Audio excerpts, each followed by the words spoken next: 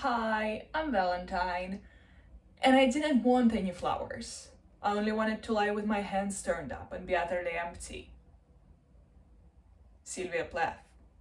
You're dead, you're dead, you're dead, you're dead and out of this world. This is a part 2 of the video I released last week, which was my Reading Renaissance wrap-up, so a wrap-up of all the books I read in May and June. However, obviously there is no narrative continuity between these two videos, so if you haven't watched it, you haven't watched it, it's fine. But if you want to just hear me talk about books for an additional half an hour, you can. I'm gonna leave the link in the description and also it's on my channel. But before we begin, let me just be vulnerable for a second. I work really hard to get excellent grades, preferably only A+, because for a variety of reasons I must maintain an unreasonably high GPA. But in the last couple weeks I have been really struggling with both my physical health and my mental health. I have been also having extraordinarily, unexplainably bad luck, which made functioning, let alone dealing with my finals, way harder than I would have preferred. Yesterday was my last day of class for this semester, and I promised myself that in order to, rest and recover and kind of make it up to myself, today I would only do whatever I wanted to do. I wouldn't force myself to do anything, no matter how necessary it seemed. Turns out the thing I wanted to do the absolute most was film this video. So I hope you enjoy watching it as much as I'm enjoying making it. Oh, and a tiny bit of housekeeping.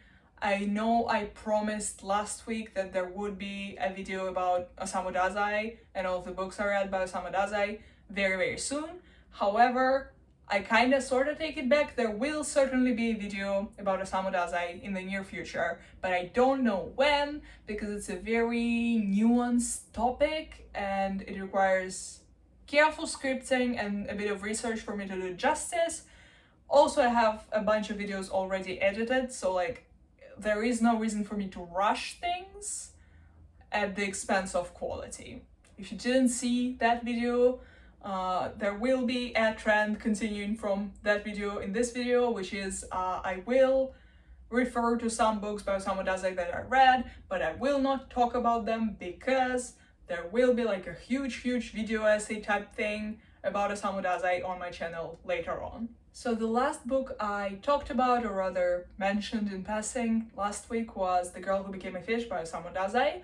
And after that, I read The Last Tale of the Flower Bride by Roshani Chokshi. Personally, I adored it, but I am hyper aware that some people will strongly dislike it and find it downright insufferable for one simple reason: it is extremely pretentious. Since my favorite author is Oscar Wilde, I have not only a high tolerance for pretentiousness, but I also have a deep love and appreciation for pretentiousness. However, I know it's not the case for everyone. The prose itself, the language itself, is exceedingly ornate, so if you're a lover of simplistic, minimalistic, sober prose that gets straight to the point, truly a very wrong choice for you. Don't pick it up.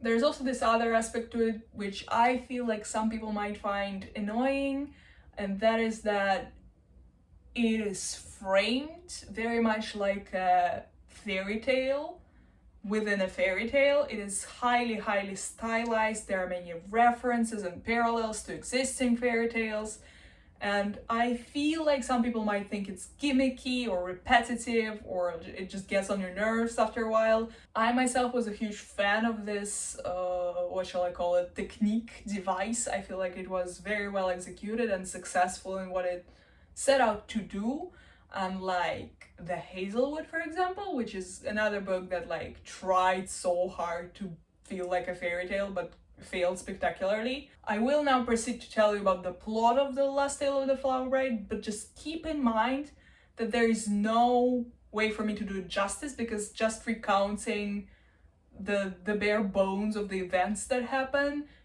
inevitably trivializes the story and steals a massive part of its charm, because as I said, it is not written as a traditional contemporary novel.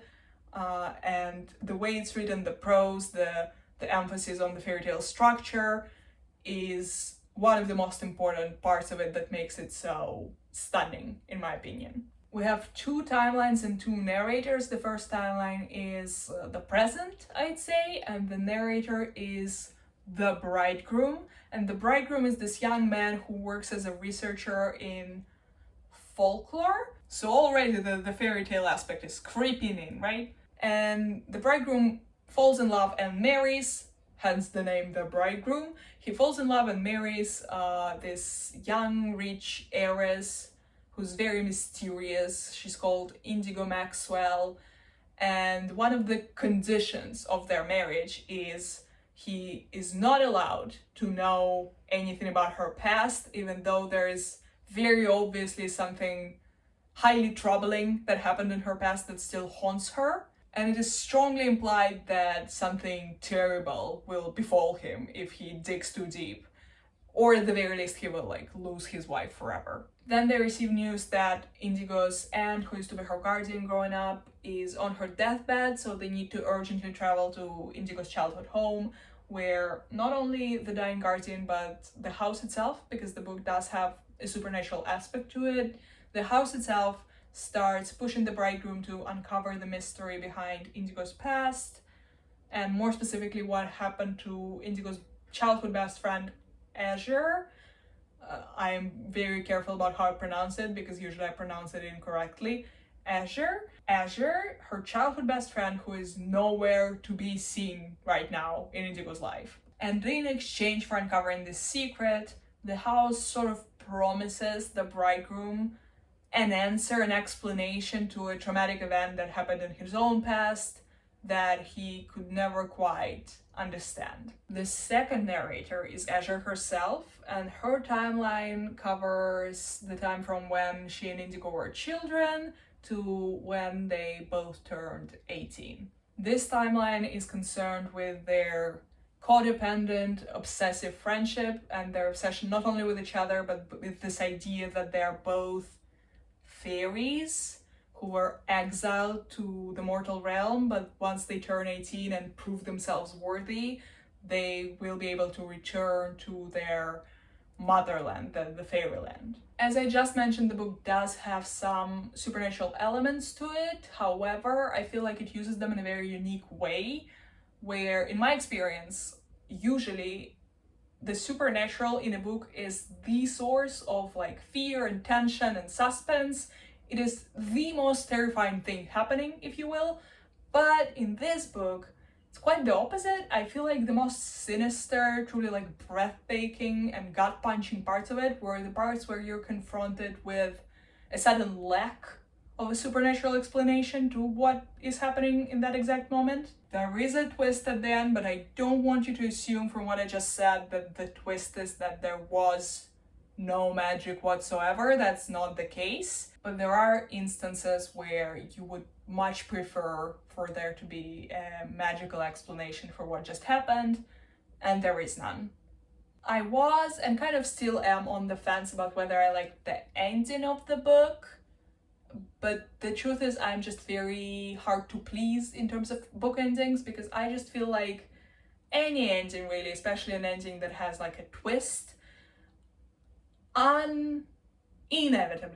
inevitably throws off the pacing a little bit, because things just have to pick up speed a little bit, But objectively speaking, I think it was a great ending and was an appropriate ending for this book, and the tone, the vibe, the mood, whatever the premise was maintained from beginning to end without failures or pitfalls. Oh, and I forgot to say it in part 1, so I'm just gonna say it here. I read 5-ish poetry collections in those 2 months, but I'm not covering any of them for one simple reason. Even though I myself am a poet and I make a point of reading a lot of poetry regularly just to sharpen my skill and get inspiration, I'm notoriously bad at articulating my opinions about various poets and their poetry collections. So it would just be me blabbering and mumbling and stumbling over my words for 5 minutes, and that's just not fun for anybody involved, including me. On the next two books I read, I'm also not covering because those two were once again by Osamu Dazai. I read Self-Portraits by Osamu Dazai, and I also read the book that has the most cult following out of all the things he's written, No Longer Human. But then, fortunately, I read something I do want to talk about and will talk about, which was Once Upon an Eid, Stories of Hope and Joy by 15 Muslim Voices. It is a collection of 15 stories in a broad sense, because one of them is like a comics. I don't know what's the appropriate term in English. It's told in drawings, and some of them are in verse, and some of them are your good old short stories.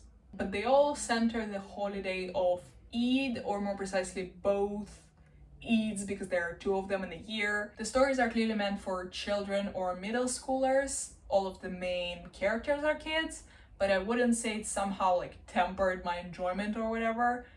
Quite the contrary, actually. As the subtitle suggests, all of these stories are joyful and hopeful, and they really highlight the beautiful symbolism behind these holidays, their role in community building, the pride that one may have in being Muslim. I very rarely cry reading books, but I did tear up multiple times reading these stories, and I feel like it's partially due to it being targeted at children, because it's just so laser focused on its messaging, and the messaging itself is very moving and touching, hopeful and joyful and all of those things, very wholesome, not in a like cheap, superficial way, but genuinely very wholesome and heartwarming. I have a very close friend who did grow up in a Muslim family, and to me it was just very important and meaningful to learn more about their culture, which is often negatively stereotyped. It did spark some genuinely interesting conversations between us, and overall it was a very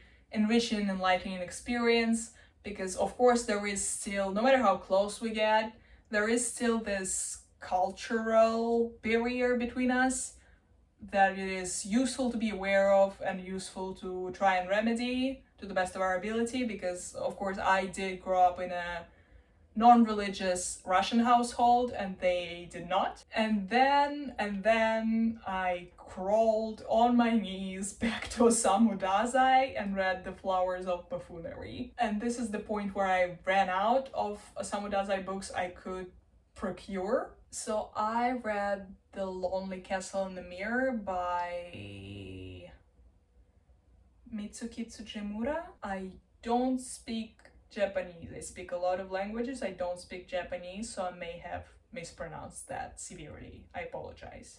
Lonely Castle in the Mirror was another hit with me. To be fair, I mostly read books I really enjoyed in those 2 months. It is a magical realism story about this young girl named Kokoro, who is unable to go to school anymore for reasons that we uncover later on in the book, but it is clear from the beginning that something really bad happened to her, and now she has some sort of psychological trauma that makes her too scared to go to school or even leave her house. But one day the mirror in her room starts shining and she's able to get to the other side, and there she discovers this castle, the Lonely Castle in the Mirror, if you will, where this small girl wearing a wolf mask, a very mysterious figure, has carefully picked, according to her, 7 teenagers who will compete for a chance to realize whatever secret wish they have, if they manage to find a small key that's hidden somewhere in this big mysterious castle. But there are some strict rules to how this is going to work, and one of them, the main one, is everybody needs to leave the castle by 5 o'clock, or else a big bad wolf is going to eat them. This book does go into various childhood traumas that could make it difficult for a child to pursue their studies in a regular setting. It does cover bullying, but not only. The one complaint I have about this book is it does read as somewhat fatphobic at times. Yikes. It was super irritating to me because otherwise I thought this book was very near perfect, but this thing, just what choices were made, you know? And partially it could be explained by the fact that the narrator is this very young girl who is so socially anxious and insecure that one of her like obsessive thought patterns is trying to figure out who would get bullied and judged and for what. But it doesn't excuse all of the narrative liberties that the author took with this poor fat boy. Otherwise, it's a beautiful, beautiful tale that made me personally look at my friendships a little differently and cherish them even more. As I said when I was talking about the last tale of the Flower Bride, twists are often a huge disappointment to me, and I'm often like uncomfortable with them and would love to go back to the simpler times, aka the first half of the book before the twist happened. But in this book specifically, the twist was a spectacular literary feat. It was so meaningful and came at a perfect time and gave such depth to everything that happened before or after. I am deeply in love with this book. Wish it wasn't fatphobic, but nothing under the moon is perfect, I guess. Then I read Watch Over Me by Nina LaCour, and I was flabbergasted when I read that book because for some stupid, unintelligible reason, I was under the impression that Nina LaCour, this is my first book I read by Nina LaCour, but I was under the impression that she only writes like light-hearted coming-of-age stories, and that's not what this book is. It does arguably also have magical realism elements, although it is very evidently much less heavy on those elements than The Lonely Castle in the Mirror was, for example. It's about this 18-year-old, if I'm not mistaken, girl named Mila who has been living with foster parents for a little bit, but now that she's 18 and her foster parents don't really like her that much and want to have a child of their own, she kind of has to figure out where to go from there. And she applies for and gets the job at this very unorthodox older couple's farm. This couple, a husband and a wife, are raising dozens and dozens of foster children. They have been raising dozens and dozens of foster children for years. That is the only purpose of their farm. They have a school right there, and Mila has been hired to be a teacher at this school. It is an extremely isolated place, and it's also haunted. I don't think I need to tell you this if you're in the same boat as me, but if there are trigger warnings that you need to look out for, always Google the trigger warnings beforehand. I know that Storygraph, which is the website I use to track my reading, has trigger warnings usually for most books, so that's a good resource. Anyway, for this book specifically, I want to be very, very clear that it goes in depth into childhood trauma, severe childhood trauma. In fact, one of the story's main elements is Mila experiencing numerous flashbacks to her trauma. I personally, someone who does deal with flashbacks, found the representation very unflinching and honest and realistic, and no amount of magical realism can camouflage that. And something I really liked and found exceedingly relatable in terms of trauma representation in this book is, first of all, it does reflect this little covered, little liked, little known fact about healing, which is that healing in and of itself can be terrifying and very, very painful. And it also captures perfectly this suffocating feeling where you can never be sure whether you can trust people around you or whether they're out to hurt you and get you. Because first of all, if you were abused before, especially as a child, it makes you more susceptible to being abused again. But it also makes your brain hyper vigilant, and it starts drawing parallels between what is happening right now and what happened back when you were abused. And it is your brain's attempt to protect you, but sometimes it fails to be productive. It fails to actually protect you in situations where you need protection, and it also is quite destructive to your relationships and your mental health and sometimes your physical health. I almost have this impulse to like gatekeep this book a little bit, and obviously you can read whatever you want, but I just have this nagging suspicion that for somebody who does not deal with some sort of severe psychological trauma, This book would almost read as like a failed thriller because it does start out building the suspense and you're wondering what is going to happen next. You have like this feeling that something bad is going to happen to the heroine and she's being surrounded. But that's not how it goes. Like, we don't get like satisfying answers to some of the mysteries because that's not the point. It all just has a deeper symbolic meaning. It all serves a purpose in conveying a message, and the message is very hopeful and very, like, it's painful to get there, but once you get there, it is a relief. It is a story with a somewhat happy ending. And the last book, the very last book I read in those 2 months, we made it, guys, congratulations, is Caroline's Heart by Austin Chant. It's this novella, I think. It's very short. It's this novella set in like the Wild West kind of time and place. And it has 2 main characters, 2 narrators.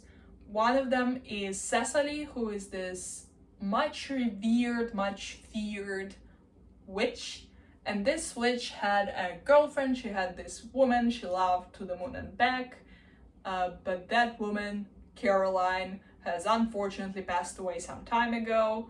But Cecily did conserve Caroline's heart, hence the title. And now it's the centerpiece of the resurrection spell she's been working on ever since Caroline died. And one fine day she goes to this farm to like bless the cows or whatever in exchange for some materials for her spell, including old leather.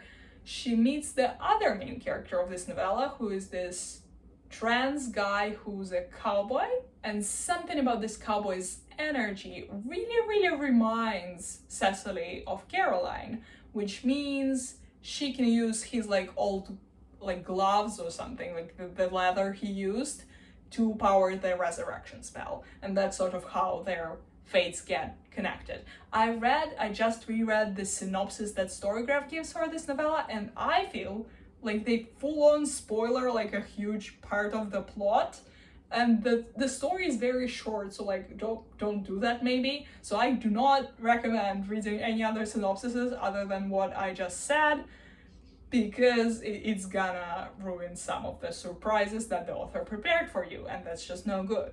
Any romance, and this is a romance novella that has a trans-masculine character, always hits very close to home for me, because I did identify as a trans man for like 4 years of my life.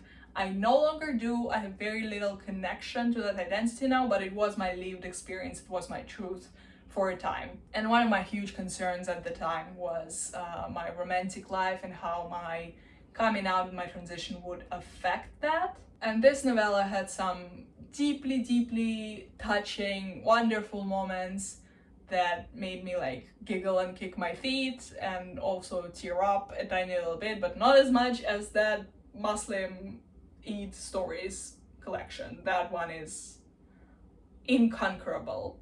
So overall, highly recommend, especially if you're a trans person yourself, because I feel like it could provide some much needed comfort. It certainly did for me. Just a small reminder, if you'll permit me, that I do have a Ko-fi where you can support me if you so wish, if you so please. The link will be in the description. Somebody did donate last week, and I'm not gonna name drop obviously, but if you're watching this, I am truly so thankful from the bottom of my heart, because as I said, I've had some very rough couple weeks, and that's why any support, moral support, financial support obviously, I cherish them like twice as much as I normally would. I did cry when I got the email about that donation, so truly, honestly, thank you. And without an awkward outro, bye bye!